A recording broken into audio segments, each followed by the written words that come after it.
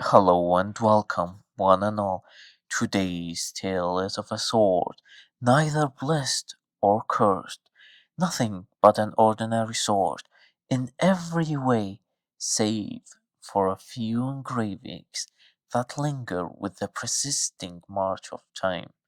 Yet this sword, wielded by an adventurer long forgotten, carries a peculiar legacy, even though none of his accomplishments or feats linger in memory. No poems reciting his deeds, he, like countless others, has vanished into the fog of time. Yet the soul he left behind became a thing of intrigue. For generations, wanderers have journeyed to a meadow adorned with a sea of blossoms in hues of gold, violet, and crimson, to draw the sword and wield it in their own adventures, only to return it once their journey comes to an end. A strange ritual, is it not? A plain sword, unremarkable save for its smith. Even its once grand engravings are lost to time. Legend whisper that whoever holds it gains fortune on their path, even though none have seen proof of divine favor. Still they come. The ritual evolved, no longer a mere first come first serve now. It demands a gauntlet of test, one past bearer, a pragmatic soul, devised these challenges to grant fair chances to travelers from distant lands. He even founded a village near the meadow to oversee the trials, and he commissioned a wizard to enchant the blade with indestructibility and the spell of return, ensuring it always finds its way back. A waste of powerful magic, you might say, perhaps. Or perhaps he understood something a grumbling old fool like myself does not. Why so melancholic, you might ask? I have witnessed blade like this one meet cruel fates, the bearers falling in battle, leaving the sword to rust and wither away, leaving behind the crumbled memories of an era forgotten and left behind, save for the anxious hearts awaiting their return. But this blade persists. Let me unravel its origins, forged not as a masterpiece, but as a soldier's tool, mass produced in war's fiery furnace, where the air choked with ash, and smiths hollow-eyed and blistered hammered out identical blades by the hundred. No artistry, no names, just function, an edge to split flesh and the hilt to grip before dying. In a field forsaken by all, nothing more than a common weapon discarded among the dead by the decree of until its first owner, a nameless soul, plucked it from a battlefield to make it his own. He etched intricate engravings into its hilt. Was he a blacksmith dreaming of adventure, or a nobleman slumming as a warrior? We may never know, but his touch transformed the blade into a symbol, and the symbol, dear listeners, outlive men. The meadow erupts into a carnival of hope. Pavilions bloom like giant mushrooms overnight. Their canopies dyed in sunset orange and twilight hues.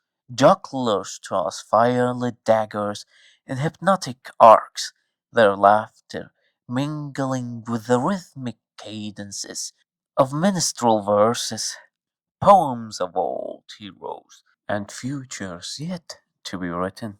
Merchants hawk trinkets forged in the village's smithies, tiny sword pendants, flower crowns woven with silver thread, and honeyed pastries shaped like swords. The air hums with the scent of rosemary roasted lamb and caramelized apples, smoke curling into the sky. like beckoning fingers. Families claim patches of clover and buttercups, spreading quilts stitched with family crest or faded maps of lands they've never seen. Elders sip fragrant teas, trading rumors of the blade's next bearer. Aye, maybe a sailor from the eastern reefs, one insists. Nay, I'm certain a scholar with ink-stained hands, another argues. Children dart between stalls, their puffy cheeks dusted with powdered sugar, daring one another to brush against the sword's hilt. Some say it thrums a gentle tune that warms their hearts, while others swear it sends chills down their spine. At dusk, lanterns shaped like stags and songbirds are released into the twilight, casting an amber of shadows over a makeshift arena where many acrobats and actors reenact the sword's legendary battles. A fire eater devours serpentine arcs of molten gold, his throat glowing like a forge as the crowd roars, not in cheer, but in a primal, half-terrified awe. Each gulp of flame is met with a thunderous clang from the blacksmith's anvil, where a grizzled smith hammers a dull ingot into a shimmering sword. Sparks fly in unison with the fire eater's exhalations, as if the very air is aflame. The smith demonstration is no mere show. His strikes are a liturgy. Each blow is a verse in the creed of transformation. How heat and pressure can birth a new purpose, even to scrap and rubble. How a common blade like this one becomes a myth, yet as a new blade quenches in oil with a vengeful hiss, the fire eater extinguishes his final flame, and for what seemed like a heartbeat, the meadow falls to silence.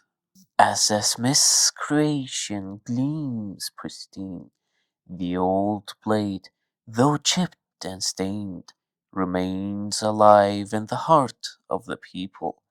The crowd murmurs, which is greater, the spectacle of rebirth or the endurance of what refuses to die? Yet beneath the revelry lingers a bittersweet tang. Lovers exchange romantic promises by the sword, knowing their time here is fleeting. A widow hangs a ribbon on a nearby hawthorn tree, its branches already heavy with tokens from the bearers who never return, and the blade, silent in its perch, like a lobe star, it watches over the dreams that will bloom and wither like the meadow's poppies. A joyous yet bittersweet spectacle, for I know the shadows lurking behind such tales. Forgive my sombre tone, for you see the tales which I have recently laid before you have brought back painful yet bittersweet memories. You might be wondering why I recited the sword's tale, for you see, though it might be a symbol of joy and honor to many, it has now been forgotten, outliving its use, reduced to nothing more than a broken relic. The spells placed upon it long ago, once swimming with purpose, have lost their luster, leaving the blade to rust in the meadow it once called home. Its engravings flake like old paint. The carnival's laughter has long since faded. The villagers have long abandoned their homes, leaving the settlement empty and hollow. Rooftops sagging under the weight of neglect, doorways gaping like skeletal mouths, What whispered remains of the blade are carried not by voices, but by the wind rattling through overgrown lanes, as aimless as talk of yesterday's weather. Yet know of this, the blade's tale is not done. Should the book permit it, I may yet add more pages to its passages, but until then, remember, even the plainest sword can carve legends. Do not mistake neglect for endings. That meadow, for that meadow still cradles it.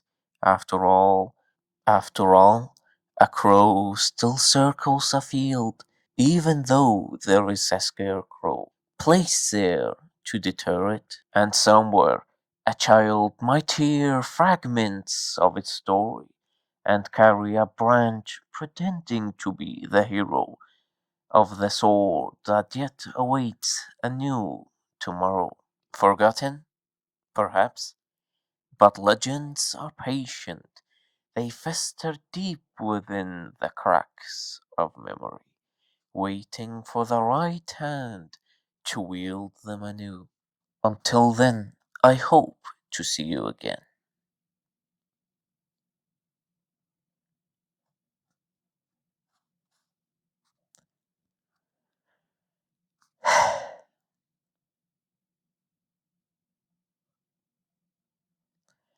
These recordings, do they fall on deaf ears? Or will someone someday hear the tales stored within the cruel fate of the forgotten? Ah, but the book forbids me to say more. A storyteller's curse to know the truths they cannot share. Such a heavy fate lays before us, for we must uphold the old oath. If you enjoyed today's video, please leave a like, subscribe, and comment down below. Until next time.